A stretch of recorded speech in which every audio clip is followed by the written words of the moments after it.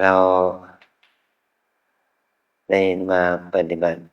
กรรมฐานภาวนาในทุกช่วงเดือนมาฆะเดือนมาฆะมันมีความสำคัญกับพวกเราอย่างไรเดือนมาฆะนี้เพ็ญเดือน3นี้พระพุทธองค์ได้ทรงแสดงหัวใจในหลักคำสอนของพระพุทธศาสนาที่ว่าไม่ทำความชั่วทั้งปวงทำแต่ความดีทำใจให้บริสุทธิ์เนี่ยเป็นหลักการเป็นหัวใจหลักคำสอนของพระพุทธเจ้าพระองค์จะขยาย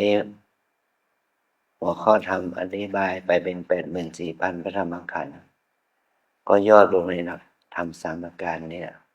ละชั่วทำดีทำใจให้บริสุทธิ์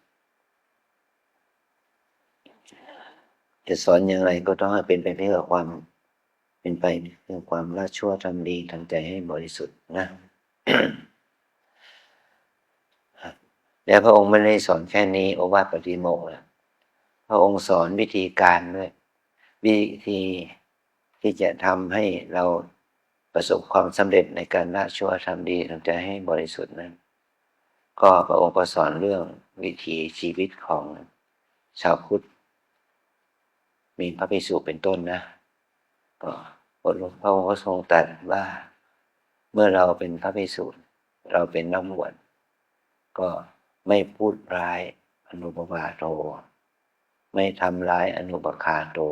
ไม่พูดร้ายไม่ทำร้ายบุคคลอื่นสัตว์อื่นสมัยก่อนเป็นพระอรหันต์ก็ไม่มีการพูดร้ายทำร้ายแต่คนสมัยหลังเนี่ยเป็นพระปุถุชนเป็นคนปุถุชนเป็นผู้ชาวพุทธที่เป็นปุถุชนก็สอนให้เขาให้รู้วิถีชีวิตที่ดีงามไม่พูดร้ายไม่ทำร้ายอันที่3พระองค์ก็แสดงว่า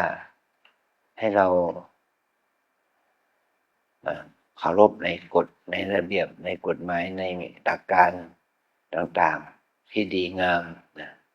มีกฎหมายประเพณีวัฒนธรรมอะไรข้อปฏิบัติอะไร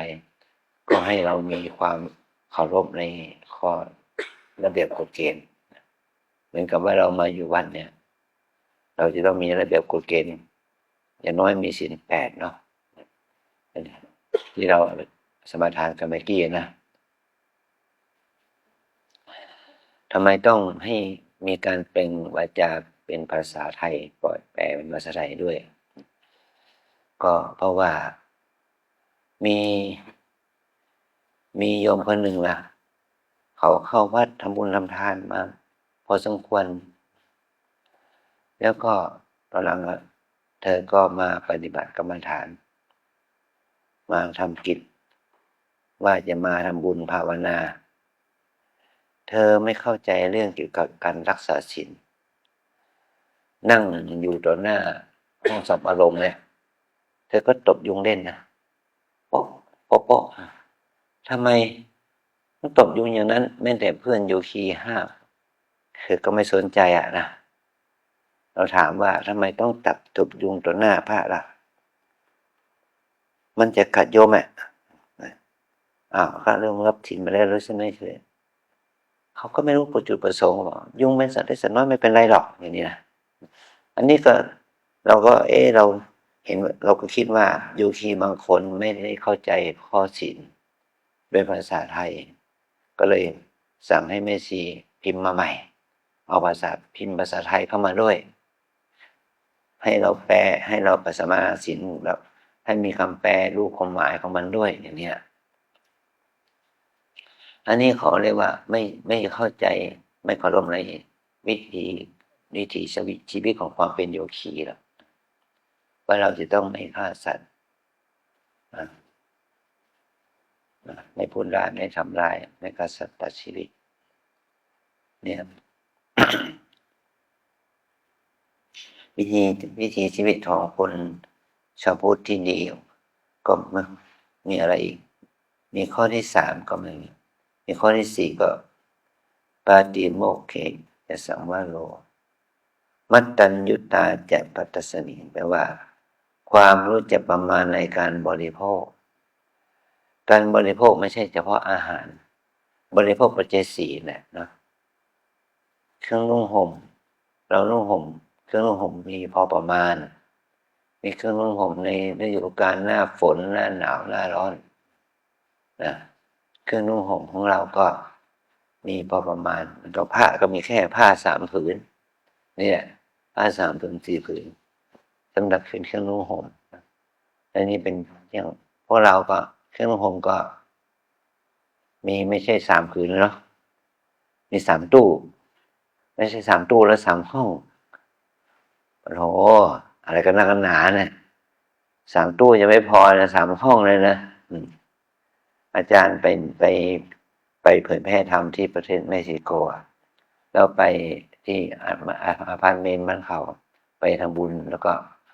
เขาก็นิมนต์รดพรมน้ำมนต์ด้วยแล้วก็ไปพรมน้ำมนต์นะโอ้โหโยมมีผ้าเยอะแยะอย่างนี้เลยอย่าเอาไปขายที่ไหนเนี่ยเขาบอกว่าไม่ใช่ผ้าขายมันเป็นเครื่องนุ่งห่มมันเครื่องนุ่งห่มมันทำไมตั้ง2-3 ห้องแล้วเนี่ยโอ้มันน้อยไปเนี่ยมันไม่เยอะเหลือเกินในปีหนึ่งซื้อหลายชุดเนี่ยชุดหนึ่งบางทีก็ใช้แค่ครั้งเดียวเนี่ยนี่แหละมันไม่รู้จักประมาณเหมือนนาราคนหนึ่งมาปฏิบัติธรรมกับอาจารย์เนี่ยเธอมีบ้าน3-4 หลังก็อาจารย์ก็แนะว่าเธอได้ไปนอนทุกหลังไหมในปีหนึ่งเนี่ยบอกว่าไม่เลยต้องใช้จ้างลูกจ้างทำความสะอาดทุกหลังเนี่ยหลังนั้น1 คน 2 คนเนี่ยพอมาเราก็มาสอนเธอเลยมีความเข้าใจก็เลยขายบ้านไปทีหลังละหลังเหลือบ้านหลังเดียว3-4 หลังนั้นเราขายไปหมดแล้วพวกกระเป๋าแบรนด์เนมมันก็ขายไปหมดนับเป็น100 ใบก็เพราะว่ามันไม่ได้ใช้ที่เราเคยได้ยินข่าวนะสร้างบ้านติดห้องแอร์ให้กระเป๋ากระเป๋านี่มันต้องอยู่ในห้องเย็นๆราคาเป็นใบหนึ่งก็เป็นล้านๆเนาะเนี่ยอันนี้เนี่ยมันไม่รู้จักประมาณในการบริโภคในการใช้สอยเครื่องนุ่มห่มก็สิ้นเปลืองอาหารก็สิ้นเปลืองแต่ก็ที่พักที่อาศัยก็สิ้นเปลืองดีนะที่ว่าไม่จองโรงพยาบาล3-4 ห้องนะเธอก็เนี่ยก็นี่แหละนี่เรียกว่าไม่รู้จักประมาณในการบริโภคปัจจัย4ไม่รู้จักประมาณในการบริโภคของใครไม่สอยเหมือนกับว่ามีรถก็มีตั้ง5 คัน 7 คันนะใช้รถอย่างฟุ่มเฟือยนะนี่ก็ว่าซื้อรถมาอวดเขาใช่มากกว่าซื้อไปขี่อันนี้เนี่ยเป็นเหตุให้เกิดความสิ้นเปลืองฟุ่มเฟือยไม่รู้จักประมาณในการบริโภคนะเราทั้งหลายลองคิดเจารณาดูว่าของเราเนี่ยอย่างที่เปลืองที่สุดอย่างก็คือรองเท้ามีกี่คู่นี่หนู30 คู่50 คู่100 คู่หรือเปล่าเนี่ยฮะนี่แหละมีรองเท้าใส่เราก็ใส่วันเดียวคู่เดียวนั่นแหละวันเดียวคู่เดียวนั่นแหละแต่นี้ซื้อมาเสียไม่มีจะไม่มีที่เก็บมีกับพญานักการเมืองคนหนึ่งนะในเอเชียเราเนี่ยเขามีรองเท้าถึงกับ3,000 กว่าคู่ดีนะที่เขาถูกแล้วเขาก็ถูกปลดออกจากสามีเขาถูกปลดออกจากการเป็นนักการเมืองเนี่ยประธานาธิบดีแล้วเขาก็มาดูว่าเธอที่ครองอำนาจมา20-30 ปีเนี่ยเธอได้ฟุ่มเฟือยอะไรไปบ้างประชาชนประเทศชาติก็ยากจนข้นแค้นแต่เธอเนี่ยฟุ่มเฟือยหรูหราเนี่ยแบบนี้แหละมันจึงอยู่ไม่ได้นะเนี่ยไม่รู้จักประมาณในการบริโภคในเครื่องนุ่งห่มอาหารการกินที่อยู่ที่อาศัยสารพัดอย่างนะเครื่องใช้ไม้สอยยานพาหนะ เครื่องประดับตกแต่งเครื่องเพชรเครื่องพลอยเครื่องเพชรเครื่องอะไรนะมันอย่างนี้ก็ไม่ต้องนับกันเลยเนาะคงจะมีเยอะนะเนี่ยอันนี้นะพระองค์ก็ทรงแนะนำให้นำวิธีการดำเนินชีวิตของชาวพุทธตั้งแต่ภิกษุภิกษุณีอุบาสกอุบาสิกาเรื่องเกี่ยวกับการในนั่งในนอนในที่อันสงัดจะอยู่ที่ไหนจะอยู่ที่บ้านจะอยู่ที่อพาร์ตเมนต์จะอยู่ที่วัดจะอยู่ที่การงานที่ทำงานให้เรานั่งนอนในสถานที่ในสภาพที่เป็นอาคารสถานที่ที่ง่ายอยู่ง่ายกินง่ายมันที่นั่งที่นอนอันสงัดแต่ก็มันไม่เป็นเหตุให้เกิดความฟุ้งซ่านเราไม่ต้องไปตกแต่งอาคารบ้านเรือนหรูหราอลังการด้วยเครื่องเสียงด้วยไฟด้วยอะไรนะด้วยเครื่องประดับตกแต่งให้มันเป็นไปเพื่อความสงบสงัดใช่มากกว่าเพื่อความสวยสดงดงามนะอันนี้สี่อันต่อไปก็คือที่จิตเตจะอโยโคมเพราะว่าเมื่อเราเป็นชาวพุทธเราต้องพัฒนาตัวเองนะให้จิตใจของเราเองนะเจริญขึ้นด้วยการบำเพ็ญภาวทานศีลภาวนานี่แหละเราเจริญภาวนาตั้งแต่ระดับล่างมีขับสมาธิได้มีสติระดับต่ำจนถึงระดับกลางจนถึงระดับสูงจนถึงขั้นโลกิยะขั้นโลกุตระขั้นมรรคผลนิพพานเป็นที่สุดนะอันนี้เป็นวิธีการดำเนินชีวิตของพวกเราชาวพุทธนะและพระองค์ทรงสอนอะไรทรงสอนให้เรานั้นเข้าใจถึงอุดมการณ์ของพุทธบริษัทเมื่อเราเป็นพระสงฆ์เมื่อเราเป็นภิกษุณีสงฆ์เมื่อเราเป็นอุบาสกสงฆ์เป็นอุบาสิกาสงฆ์ทรงเป็นว่าผู้ที่เข้าถึงธรรมเป็นพระอริยเจ้าเป็นพระโสดาบันพระสกทาคามีพระอนาคามีพระอรหันต์เราต้องมีอุดมการณ์ของเรานะเราเมื่อพระองค์ได้ทรงสอนโอวาทปฏิโมกข์สมัยที่พระองค์ตั้งพระศาสนาได้แค่ปีกว่าย่อมเป็นสังคมกลุ่มสังคมที่แปลกจากกลุ่มสังคมอื่นของนักบวชอื่นเขาก็จะต้องที่ว่าดราม่านะภาษาอังกฤษนะถูกดราม่าจากสังคมทำตัวเองไม่เหมือนคนอื่นนะถูกนินทาว่าร้ายอะไรตรงนี้อะไรแต่พระอรหันต์นั้นก็ไม่กังวลอยู่แล้วแต่ถ้าบุคคลนี้บวชมาทีหลังเราสอนเขาเนี่ยให้เขารู้จักอุดมการณ์ของการเป็นนักบวชที่ดีเธอทั้งหลายจะต้องให้เขานี่มีความอดทนตั้งแต่การอยู่การกินการนุ่งการห่มการขบการฉันการที่อยู่ที่อาศัยเราจะไม่ได้เหมือนกันเหมือนเดิมแล้วเป็นกับพระองค์พระพุทธเจ้าเนี่ยจะมาจากวังก็มาอยู่ใต้ต้นไม้พระสาวกของพระองค์ก็เป็นเศรษฐีมีทรัพย์เป็นคนวรรณะกษัตริย์วรรณพราหมณ์แต่ต้องมาอยู่เป็นขอทานเป็นผู้ที่บิณฑบาตเลี้ยงชีพเขาต้องมีความอดทนเราจะต้องมีความอดทนที่จะอยู่กับสังคมใหม่แล้วก็อดทนในการที่เราจะต้องเลี้ยงดูตัวเองโดยการรับบิณฑบาตภิกษาจารย์ภิกขาจารย์เราจะต้องมีความอดทนแล้วก็จุดประสงค์ของการที่เรามาอดทนอย่างนี้มาบนนักบวชอย่างนี้เพื่ออะไรก็เพื่อพระนิพพานนะลูกนะนิพพานังปรมังวทันติพุทธาผู้รู้ทั้งหลายกล่าวว่านิพพานเป็นบรมธรรมนิพพานคือความดับทุกข์ดับกิเลสตั้งแต่ระดับล่างระดับต่ำจนถึงระดับกลางจนถึงระดับสูงสุดดับทุกข์ทางกายดับทุกข์ทางใจวิถีชีวิตเราจะต้องดำเนินไปเพื่อความดับทุกข์กินน้อยนอนน้อยพูดน้อยปฏิบัติมากอย่างนี้แหละนะแล้วเราเป็นนักบวชเราจะต้องเป็นอย่างไรเป็นบรรพชิตเป็นสมณะจะทำตัวเป็นอย่างไรนะหิปัปพชิโตปรูปคาติการทำร้ายบุคคลอื่นสัตว์อื่นไม่ชื่อว่าเป็นบรรพชิตสมโนโหติบาลามิทายันโต การเบียดเบียนบุคคลอื่นสัตว์อื่นไม่เชื่อว่าเป็นสมณะบุคคลที่เป็นบรรพชิตจะไม่ทำร้ายสัตว์อื่นบุคคลอื่นก็เพราะว่าสมัยนั้นพวกนักบวชพราหมณ์เขาก็บวงสรวงบูชายันพระสัตว์ตัดชีวิตนะอันนั้นมันไม่ใช่บรรพชิตที่เราในอุดมการณ์ของเรานะแล้วก็เป็นสมณะล่ะก็ไม่เบียดเบียนทำชีวิตของเราให้ง่ายให้เรียบง่ายให้นุ่งให้ห่มพอสมควรแต่สมณะสมัยนั้นชีเปลือยบ้างนะเป็นชีเปลือยเนี่ยพระองค์ก็ให้ผ้า2 ผืน 3 ผืนพอนุ่งพอห่มป้องกันความหนาวป้องกันความร้อนป้องกันสัมผัสแห่งแดดยุงลมแดดและสัตว์เสียดกลางเพื่อปกปิดอวัยวะป้องกันนี่อันนี้คือว่า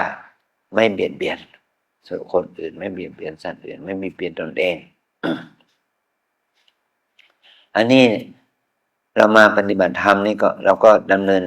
ตามรอยของนักปราชญ์ตามรอยของพระอริยะให้เราประพฤติปฏิบัติตามหลักการของพระพุทธเจ้าที่ว่าไม่ทำความชั่วทั้งปวงทำแต่ความดีตั้งใจให้บริสุทธิ์แล้วก็มีวิธีการดำเนินชีวิต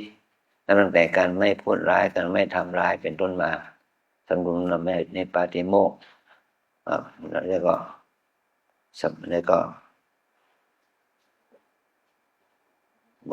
บริโภคปัจเจศีด้วยความเอื้อเฟื้อแก่ตนและแก่สังคมแล้วก็ทำตนอย่างนี้แล้วก็มีอุดมการณ์คือว่าเราต้องมีเจตนาที่จะปฏิบัติเพื่อความดับทุกข์เพื่อความอดทนมีอุดมการณ์ที่จะไม่ฆ่าไม่เบียดเบียนนี่คือว่าจุดมุ่งหมายของโอวาทปาติโมกข์นะและเรามาอยู่ที่นี่3 วัน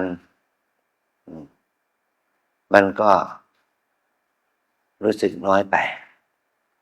แต่ถ้าเราจะปฏิบัติให้ได้ดีขึ้นก็5 วัน 7 วัน 10 วันนะเพื่อการปฏิบัติของเรามันจะได้เจริญในคุณธรรมยิ่งขึ้นแม้ว่าเราจะรู้สึกว่าเวลาของปฏิบัติของเราจะมีน้อยแต่เรามีเวลาภาวนาเท่ากันเนี่ยวันหนึ่ง24 ชั่วโมงเท่ากันเหมือนกับว่าเราไปรับจ้างทำงานบางคนไปรับจ้างทำงานวันหนึ่ง300 บาทมาไปทำ3 วันก็ได้900 บาทแต่ถ้าบุคคลนั้นรับจ้างทำงานเนี่ยวันหนึ่ง300 บาทเหมือนกันแต่เขาทำ15 วันทำเป็นเดือนแล้วมันก็ได้มากขึ้น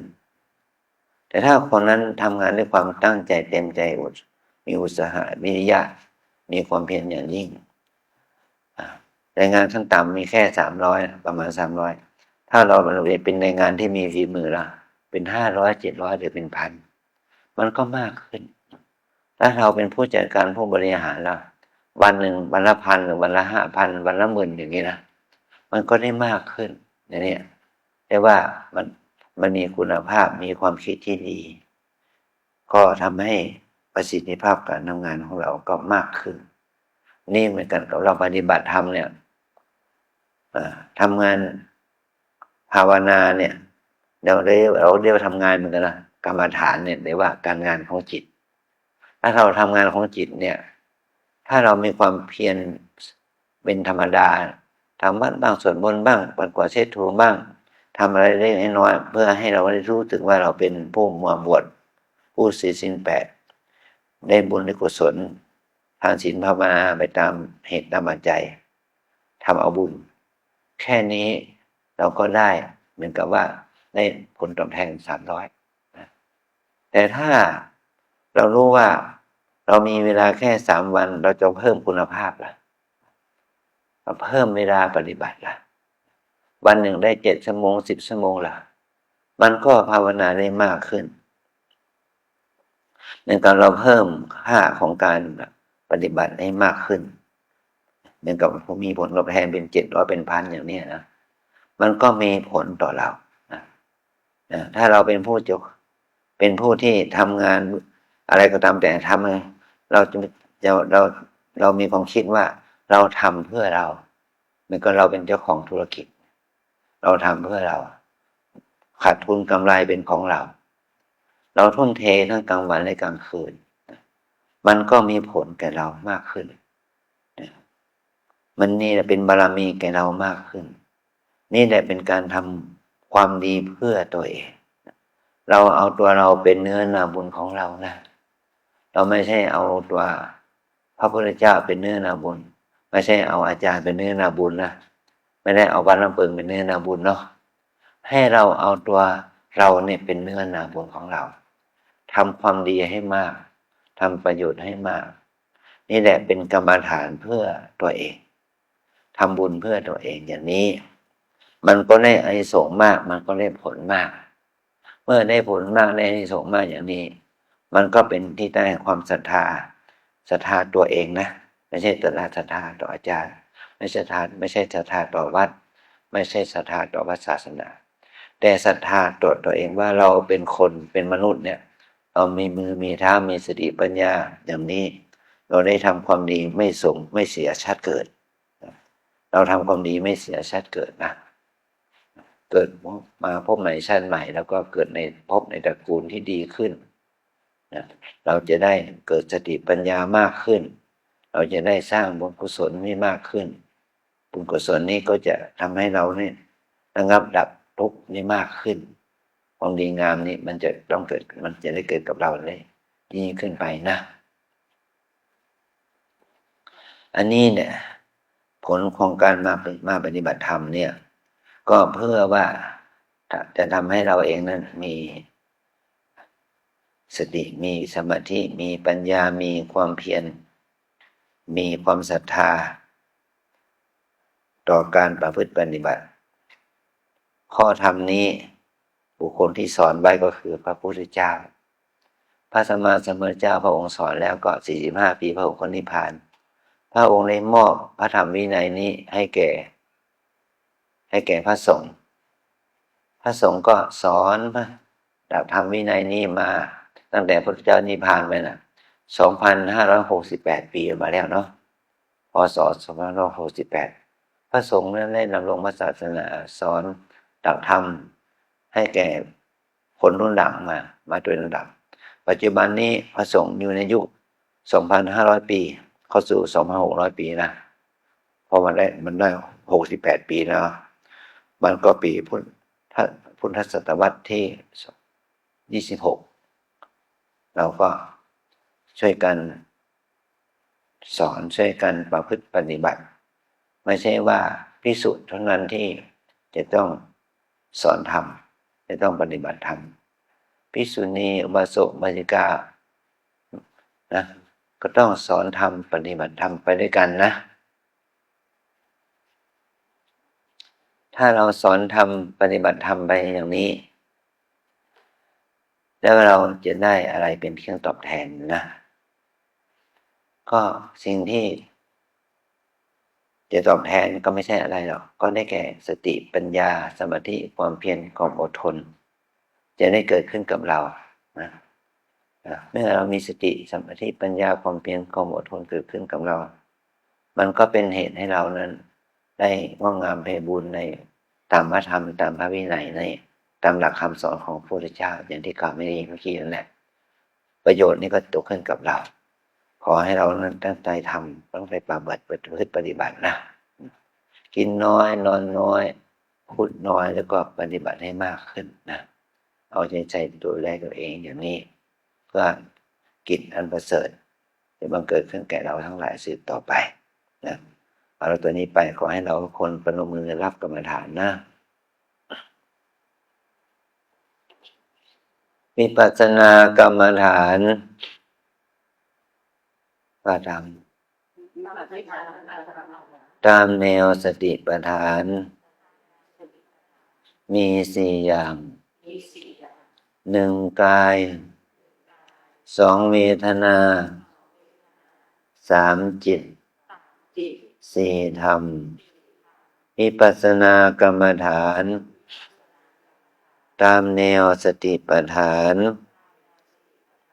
มี4 อย่าง 1 กาย2 เวทนา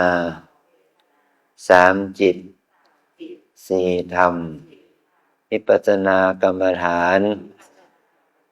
ตามแนวสติปัฏฐานมี4 อย่าง1 กาย2 เวทนา3 จิต4 ธรรมกายเวทนาจิตธรรมกายเวทนาจิตธรรม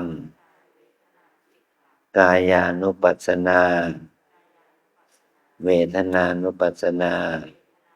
จิตตานุปัสสนาธรรมานุปัสสนากายานุปัสสนาสติปัฏฐานเวทนานุปัสสนาสติปัฏฐานจิตตานุปัสสนาสติปัฏฐานธรรมานุปัสสนาสติปัฏฐานกายานุปัสสนาสติปัฏฐานแปลว่าที่ตั้งแห่งการเจริญสติคือการตามระลึกรู้อยู่เนืองๆซึ่งกายเวทนานุปัสสนาสติปัฏฐานที่ตั้งแห่งการเจริญสติคือการตามและระลึกรู้อยู่เนืองๆซึ่งเวทนาที่ตั้งแห่งการเจริญสติคือการตามและระลึกรู้อยู่เนืองๆซึ่งจิตที่ตั้งการเจริญสติคือการตามระลึกรู้อยู่เนืองๆซึ่งธรรม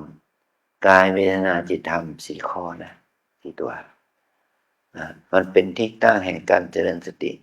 คือการระลึกรู้อยู่เนืองๆซึ่งกายซึ่งเวทนาซึ่งจิตและธรรม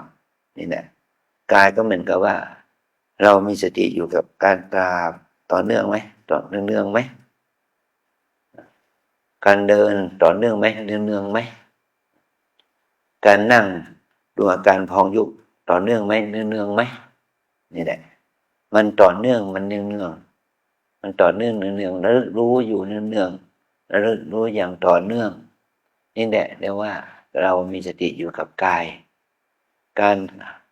อาบน้ำล้างหน้าแปรงฟันบ้วนปากหวีผมไทยเบาไทยหนักกินดื่มพูดอะไรต่างๆเหล่านี้ให้เรามีสติต่อเนื่องไปนี่เราเรียกว่าตั้งสติอยู่กับกายนะอันที่2ตั้งสติอยู่กับเวทนาแล้วอันนี้เป็นมันมาจากกับเราเนาะพลิกไปกี่ครั้งแล้วพลิกไปกี่ครั้งกี่หนละนี่แหละมันเป็นเวทนาปวดหนอเจ็บหนอชาหนออยู่นะเจ็บหนอชาหนอปวดหนอไม่ไหวจริงก็เปลี่ยนท่าหนออยู่นะเป็นขวาหนอเป็นซ้ายหนออย่างนี้นี่แหละให้มีสติอยู่กับเวทนาตามเป็นจริงทุกข์ก็รู้ว่าทุกข์สุขก็รู้ว่าสุขชาก็รู้ว่าชาเจ็บก็รู้ว่าเจ็บเมื่อยก็รู้ว่าเมื่อยเนี่ยดีใจเสียใจเฉยๆอย่างไรก็ตามแต่นะให้เรามีสติอยู่กับเวทนาถ้าเรามีสติอยู่กับเวทนาอย่างนี้เราก็สามารถระงับความไม่พอใจความไม่ชอบระงับความพอใจความชอบระงับความรู้สึกเฉยๆยินดียินร้ายไปได้ถ้าเราไม่มีสติมันก็เกิดความชอบไม่ชอบฟุ้งซ่านรำคาญไม่พอใจโกรธเกลียดนะและเรามีสติกำหนดเวทนาก็เพื่อว่าจะไม่ให้เกิดกิเลสความชอบไม่ชอบความฟุ้งซ่านรำคาญสงสัยนะและกุศลกิจนะอันที่3ก็จิตตานุปัสสนาแล้วรู้อยู่ในเนืองซึ่งจิตหมายความว่าเมื่อเราเดินอยู่นั่งอยู่เนี่ยเราเผลอคิดฟุ้งซ่านจิตฟุ้งซ่านจิตหดหู่จิตมีราคะจิตมีโทสะจิตมีโมหะจิตหดหู่จิตฟุ้งซ่านเกิดขึ้นให้เรามีสติกำหนดจิตนั้นคิดหนอฟุ้งซ่านหนอหดหู่หนอสิสงสัยหนอรำคาญใจหนออะไรก็แล้วแต่นะพอใจไม่พอใจอะไรก็แล้วแต่ให้เรามีสติกำหนดถ้าไม่มีสติกำหนดมันก็จิตที่มันมีกิเลสเหล่านั้นมันก็นำพามาซึ่งความไม่อดทนมีกายกรรมวจีกรรมการทำการพูดที่ไม่ดีออกมา เรามีพฤติกรรมของความเป็นโยคีที่ไม่เรียบร้อยเกิดขึ้นแก่เราขอให้เรานั้นได้ตั้งสติอยู่กับจิตคิดในอาการที่มันเกิดขึ้นนะเมื่อจิตคิดไม่ดีก็มีสติรู้แล้วก็ระงับมันเสียถ้าจิตคิดดีก็มีสติรู้โดยการพัฒนาให้มันมีกำลังมากยิ่งขึ้นอันนี้เรียกว่าจิตตานุปัสสนาสติปัฏฐาน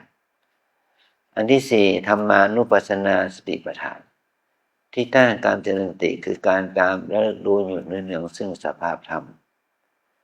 ธรรมในที่นี้มุ่งหมายถึงอาหวานทั้งหกนะตาหูจมูกลิ้นกายใจนี่แหละที่มันเราเอามาด้วยใช่ไหมเอามาไหมเรามีเอาตาหูจมูกลิ้นกายใจเอามาด้วยนะและที่วัดเหล่านี้ก็ไม่มันก็มีสีมีเสียงมีกลิ่นมีรสมีสัมผัสไหมมีไหมสุขิตามีไหมมีเนาะเนี่ยมีสีมีเสียงมีกลิ่นมีรสมีสัมผัสเนี่ยเราทุกคนก็เห็นได้ยินกลิ่นรสสัมผัสกับสิ่งเหล่านี้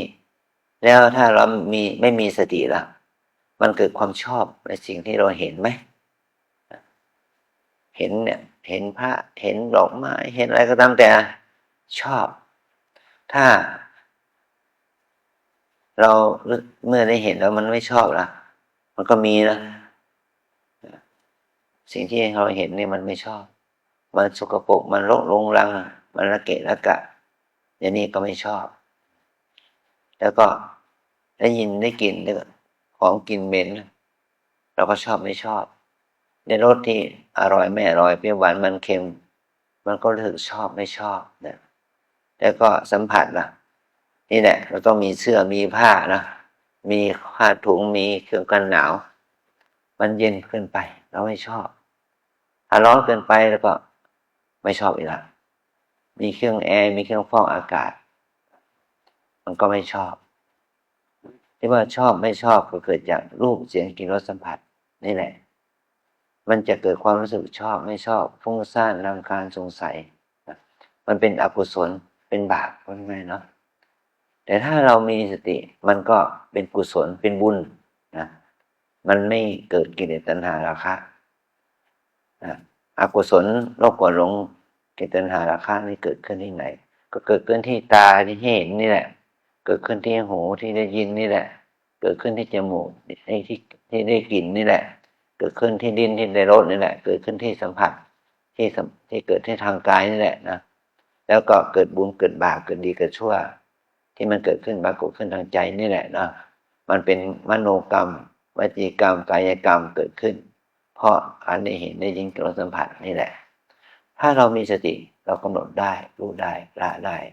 มันก็เป็นบุญถ้าเราขาดสติมันก็ขาดสติมันก็เป็นบาปเป็นอกุศลเป็นทุจริตความชั่วเกิดขึ้นแก่เรานะหมายความว่าบุญก็เกิดขึ้นที่ตัวเรานี่แหละบาปก็เกิดขึ้นที่ตัวเรานี่แหละนะทางไปสู่นรกก็เกิดขึ้นที่ในใจเรานี่แหละทางไปสู่สวรรค์มันก็เกิดขึ้นที่ใจเรานี่แหละทางที่จะเข้าถึงความดับทุกข์ถึงพระนิพพานมันก็เกิดขึ้นที่ใจเรานี่แหละนะขอให้เราตั้งใจปฏิบัติอย่างนี้นะนี่เรียกว่าธรรมชอบไม่ชอบงงฟงสงสัยมีเย็นลายเหล่านี้หน่อยนะขอให้เราทั้งหลายได้ตั้งใจต่อปฏิบัติกันนะกินน้อยนอนน้อยพูดน้อยปฏิบัติให้มากเอาใจดูแลตัวเองใส่ใจจดจ่อต่อเนื่องนี่เราเรียกว่าเรามาปฏิบัติกรรมฐานเราเรียกว่าเรามาปฏิบัติธรรมเนี่ยนี่ถือว่าเป็นการที่เรามาทำบุญนะทำบุญภาวนาเนาะทำบุญภาวนาบุญทาน